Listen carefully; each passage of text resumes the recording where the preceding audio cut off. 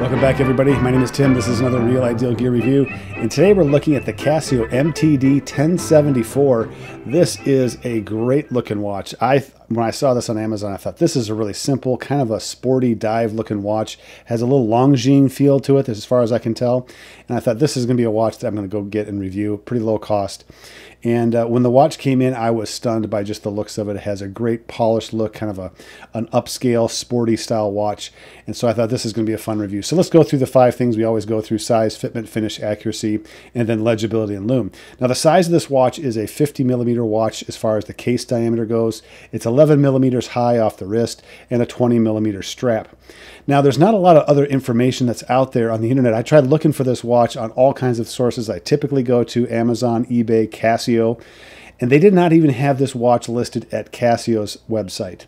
So what I found out, though, was that this watch production date was in 2013. So I'm assuming this watch is no longer being made right now. So whatever's out on the market right now, that's it. Overall, the proportions, I really like them. 50 millimeters, 11 millimeters tall. It has kind of that wider, flat feel to the watch, which I prefer because it doesn't catch on things with the height off the wrist. And I have a wrist big enough to handle a 50 millimeter diameter case. On the bigger side for my wrist for sure, but I think it works just fine. Now, when the watch showed up, it had a polished and brushed bracelet. And I thought, great, this is going to be a fun one to review. And the Casio bracelets I've worked with in the past have been very easy to change, to pull out some links and size it down to my wrist. So I started to do that, and I got the pins pulled out. They're kind of, they're more of a, I don't know, a flat bar almost that you take out of the link. And then you have to pivot the link around these 2 pegs on the inside that slide through 2 keyholes, and it's supposed to come apart. And it never came apart. And I tried for at least a half an hour to try to configure this thing so that this link would separate itself from the other link. And it just wouldn't work. And so the impatience got the better of me. I got out my Gerber multi-tool with the pliers, and I made it happen. I just wanted to see what the problem was and what it looked like on the inside. I wasn't going to salvage the bracelet at this point. I was done with it. I knew what the score was going to be for this watch. It was not going to be good as far as the bracelet and the fitment is going to go. So I got it apart, looked at it, I was like, this is a crappy design. I can't stand the design. So on the bracelet side, as far as adjustability or the fitment side, gets an absolute don't even bother with this bracelet. Go get a strap. As a matter of fact, I think the strap on this watch looks a lot better. When I put the strap on here, it's a 22 millimeter. On the website, it says, or on Amazon, it says it's a 20 millimeter strap. I'll tell you what, all I know is that it's a 22 millimeter strap that I've got on here, and it works just fine. So I'm going to say it's a 22 millimeter strap, and the online sources say that it's 20. Overall fitment with this particular strap is fantastic. I love the looks of this strap on this watch. I think it does a great job of accentuating kind of the sportiness of it. At the same time, it makes it more durable, and it's rubber, and it's very easy to adjust throughout the day. Now, what about the finish of the watch? Fantastic finish, okay? I love the finish on the bracelet, and as a matter of fact, the finish of the bracelet was kind of what sold me on the whole thing. I love that polished and brushed look, which is also what you get on the case. You get high polish on the sides, you get brushing on the top. So when you're looking at it, the watch on your wrist, it looks very much like a tool watch. But from the side, which is what more people out, not you, or you're not going to see this, but the people around you are going to see that it has a little bit more of a flash to it. It's going to have a little bit more of an upscale look to it. So to me, this watch is going to cover a lot of ground as far as uses go. Now, the dial itself is great. It's a nice deep black. It's kind of a matte black finish. It's got the minute markers on the inside of the hour markers and on the outside in the chapter ring area. The hour markers, I love them. 12, 2, 4, 6, 8, 10. All the even numbers. I love to have those numbers on there, either the quadrants or every other number like they have on here, which just to me is just great. I love that look. Now the handset is another great, huge plus to me. I love the black and the red handset for the hour marker and the minute, or the hour hand and the minute hand. And the minute hand is skeletonized a little bit. And then you've got that kind of hypodermic needle with the arrow on the second hand. And so the whole three-hand set, I think, is just fantastic. It looks great. This is one of the things about this watch that I love. And if you've watched a number of my videos, I like a little splash of color on the dial. And this is it.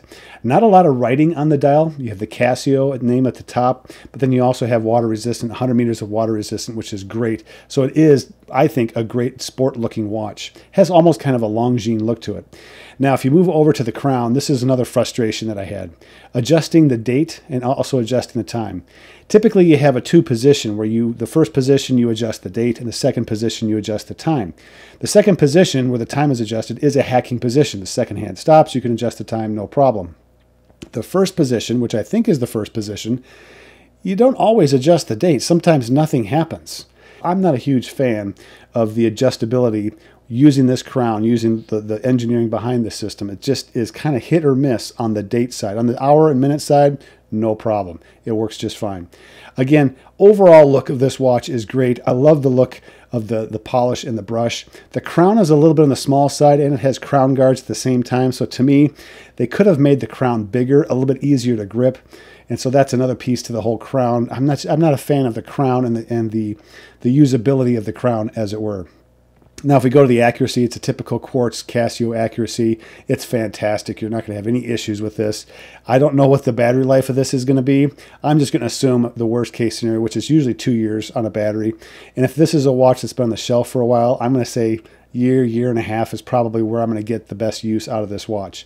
Now, what about legibility and lume? Legibility is off the charts great. Now, the bezel itself doesn't have a lot of contrast for the timing portion of the bezel, so you're going to have a little bit harder time seeing what the numbers are, but there is a pip on there. So to me, that's the minimum. It lets me know, it orients the bezel wherever it's at. I can see where that is, and it's also a countdown or an elapsed time bezel so that you can see how much time has elapsed. And that's the typical kind of a dive bezel setup, and that's what this one has. So the legibility of the bezel, maybe not as good, but the dial itself is beautiful. I think it's very easy to read.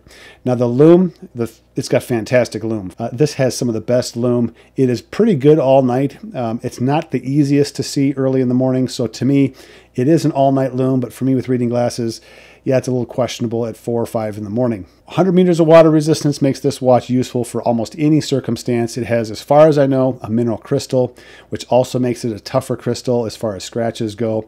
And so overall, I think the uses for this watch is definitely a work watch. I actually was wearing this watch more often than I typically do for a review because I just love the comfortability of this this rubber strap and the size of the watch, the low profile on the wrist. The legibility is incredible, very easy to keep track of things. Again, the red minute hand, I just love that because I can find the minute hand, no problem.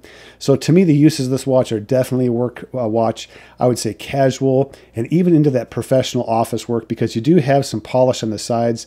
I think you can really pull that off. Kind of your typical sport watch look, especially with this kind of a rubber tropic strap on here. What are the downsides? Well, it's really the crown and the bracelet. The crown is too small and it's just kind of hard to adjust, and the bracelet is junk. As far as I'm concerned, my experience, I don't like the bracelet at all. Maybe I'm the only one and I just didn't know how to adjust it, but I really was patient with it to start with until I got the Gerber multi-tool out, and then I lost my patience with it. And yeah, so anyway, overall score for this, 9.2 out of 10. I do recommend it, but keep in mind, I think this is one where you're going to have to go and get a strap, and because I'm not so sure that it's going to be that easy for anybody else to adjust the links on the bracelet itself. So there you go. Put in the comments down below what you think of this.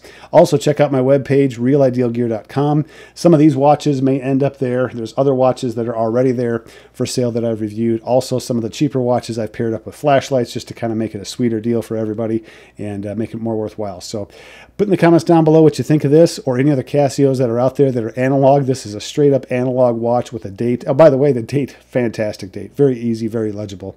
But I'm really impressed with Casio's analog watches. I haven't had a Duro yet, but I hear the Duro is a really good watch, and that may end up on my list as well. So there you go. My name is Tim. This has been another Real Ideal Gear review. We'll catch you guys next time.